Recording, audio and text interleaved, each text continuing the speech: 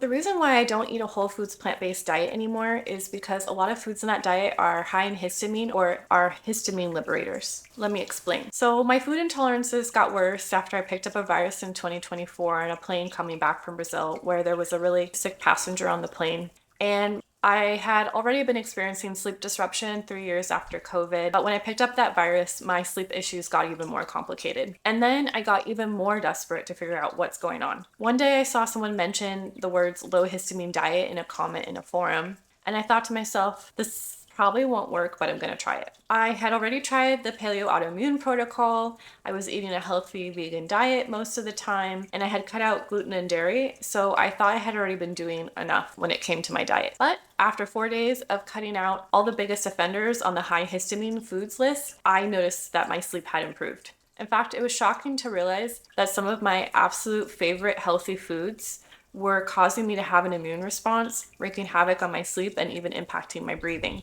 It took a little experimenting, but a little while later, I figured out that beans are a big part of that equation as well. And that's because it turns out that beans are histamine liberators. If you are familiar with a whole foods plant-based diet or nutritarian eating, you know we eat a lot of beans. And if you can tolerate beans, you should be absolutely eating them. They are an amazing longevity food, a heart-healthy source of protein. They provide B vitamins, iron, magnesium, and other minerals. Not to mention they taste delicious, and with my Brazilian roots, I really miss eating them, but beans can be immune activating for some people. So follow along for part 2 and part 3, where I talk about what I've been doing to help reduce the reactivity to these foods as someone with Hashimoto's and what I'm eating now.